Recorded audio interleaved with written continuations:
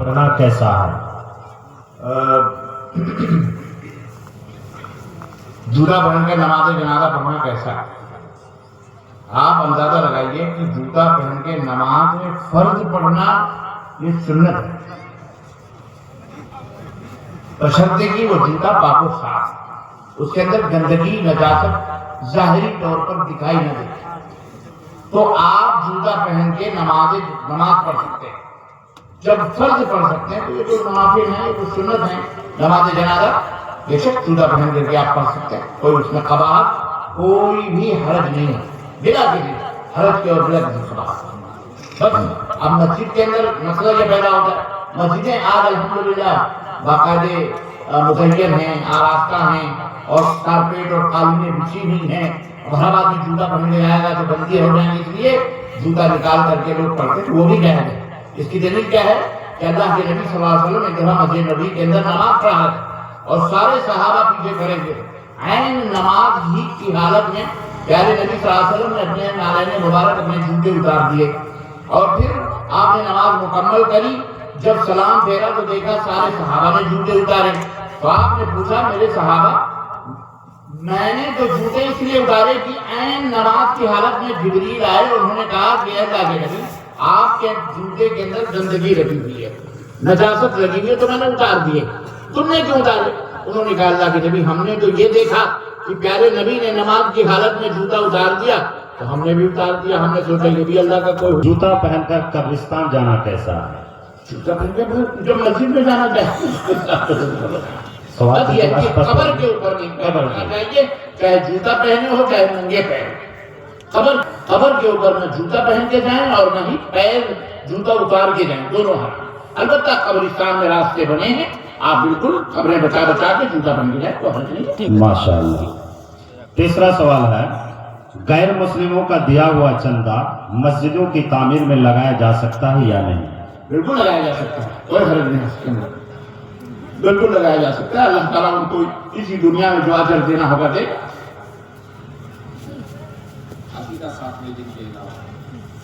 کیا 7ویں دن کے علاوہ بھی کیا جا سکتا 7ویں ہے؟ دن عقیقہ کرنا سنت ہے، 7ویں دن عقیقہ کرنا سنت ہے، اور ہر آدمی کو کرنا چاہیے۔ کوئی 14 دن کوئی 21 دن کرتا ہے، وہ روایات ہیں کہ 14 دن یا 21 دن کی، لیکن وہ ضعیف ہے، لیکن 7ویں تاریخ کو عقیقہ کرنا سنت ہے۔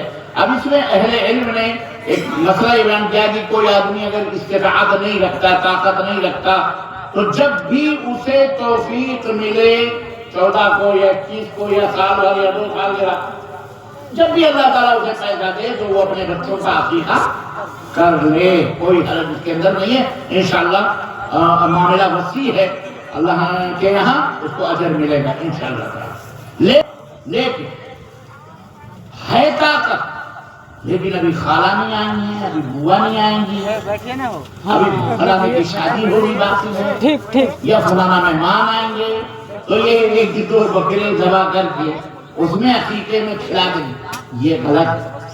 انما الاعمال بالنیات، اللہ کو تم دھوکہ نہیں دے سکتے، جیسی نیت ویسی برکت۔ اللہ جانتا ہے تمہارے پاس مال دینے والا تو اللہ ہی ہے، تو وہ جانتا مال آیا ہے کہ عقیقہ کرتا کہ نہیں کرتا۔ اب تم نے رکھا ہوا ہے مال، پھر بھی ابھی نہال والے نہیں آئے، ابھی فلانے، وہ غلط ہے، وہ حرام ہے، وہ جائز نہیں ہے۔ جی 5واں سوال،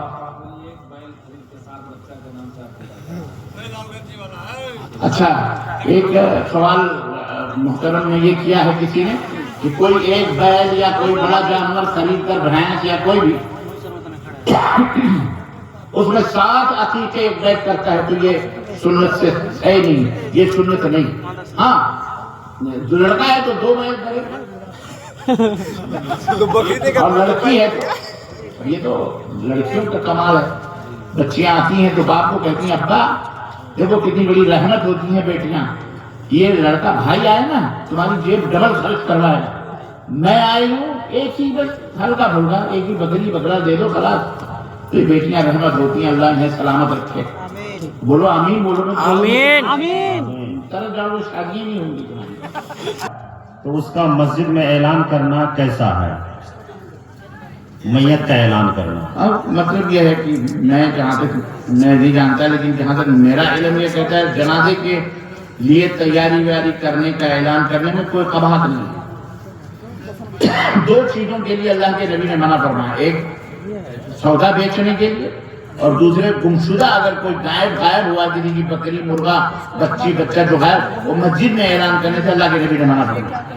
لیکن جنازے کا اعلان کرنے کے لیے تو میں نہیں سمجھتا ہوں کہ کوئی ایسی، میرے علم میں ایسی کوئی حدیث نہیں ہے، اس لیے میں جانتا ہوں کہ کوئی حرج نہیں ہے۔